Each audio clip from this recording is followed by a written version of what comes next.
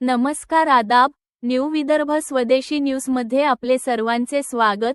बुलढाणा जिल्हा प्रतिनिधी सय्यद इरफान यांची रिपोर्ट.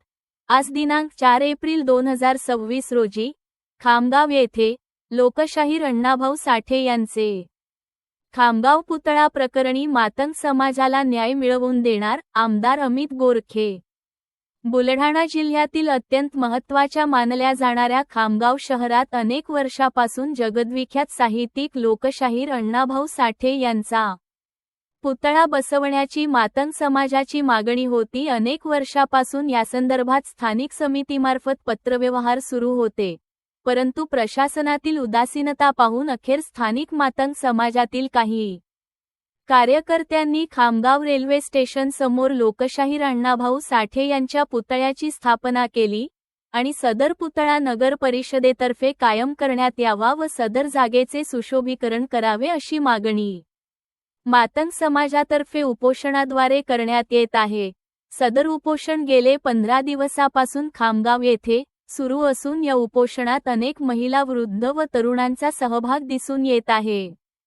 या उपोषणाला अनेक मातंग समाजाच्या सामाजिक संघटना, पुढारी तसेच कार्यकर्त्यांनी भेटी दिल्या. विशेष म्हणजे लोकशाहीर अण्णाभाऊ साठे यांचे नातू सचिन भाऊ साठे यांनी देखील या ठिकाणी येऊन समाज बांधवांची भेट घेतली आणि मागणीला समर्थन देऊन कार्यकर्त्याचे मनोबल वाढवले. विधान परिषदेतील आमदार अमित गोरखे यांच्या वतीने राष्ट्रीय स्वाभिमानी मातंग संघटनेचे राजीव मानकर यांनी आमदाराचा प्रतिनिधी या नाते आंदोलन करताना संबोधित करताना पुतळा आहे त्याच ठिकाणी स्थापित करण्यास काही तांत्रिक अडचणी असल्यास खामगाव शहरातील मोक्याच्या ठिकाणी सदरच्या पुतळ्याची स्थापना करून संबंधित समितीला विश्वासात घेऊन त्याबाबतचे सविस्तर प्रशासनाचे धोरण स्पष्ट करावे आणि नव्याने पुतळा बसेपर्यंत आहे त्या ठिकाणचा पुतळा हा हलवण्यात येऊ नये ही अट प्रशासनास सांगितली. तसेच येत्या 5 दिवसात स्थानिक प्रशासनाने सदर पुतळ्यासंबंधी पुतळा समितीला विश्वासात घेऊन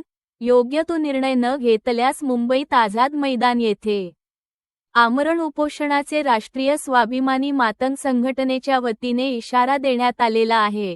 आमदार अमित गोरखे यांनी स्थानिक कार्यकर्त्यांना मोबाईल संदेशाद्वारे पाठविलेला संदेश यावेळेस वाचून कार्यकर्त्यांना प्रोत्साहित करण्यात आले. तसेच आमदार अमित गोरखे यांनी राज्याचे कामगार मंत्री आकाशजी फुंडकर साहेब यांच्याशी फोनद्वारे चर्चा करून सकारात्मक बोलणे झाल्याचे आमदार अमित गोरखे यांच्या वतीने उपोषणकर्त्यांना जाहीर करण्यात आले.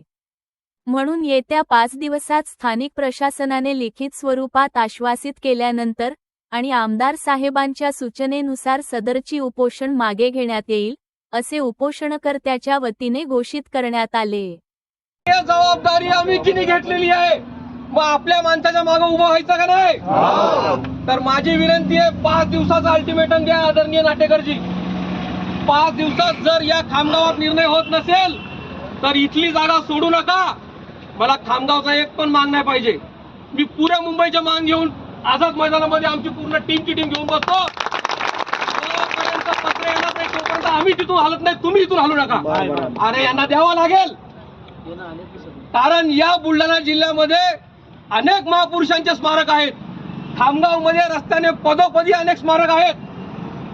अरे या महाराष्ट्राला मुंबई मिळवून देणाऱ्या, या महाराष्ट्रामध्ये 105 हुतात्मे होण्याकरिता ते डफावर ठाप मारत गल्लोगल्ली महाराष्ट्राचं महत्व लोकांना पटवून देणाऱ्या अण्णाभाऊंचं तुमचं काय वाईट केलंय?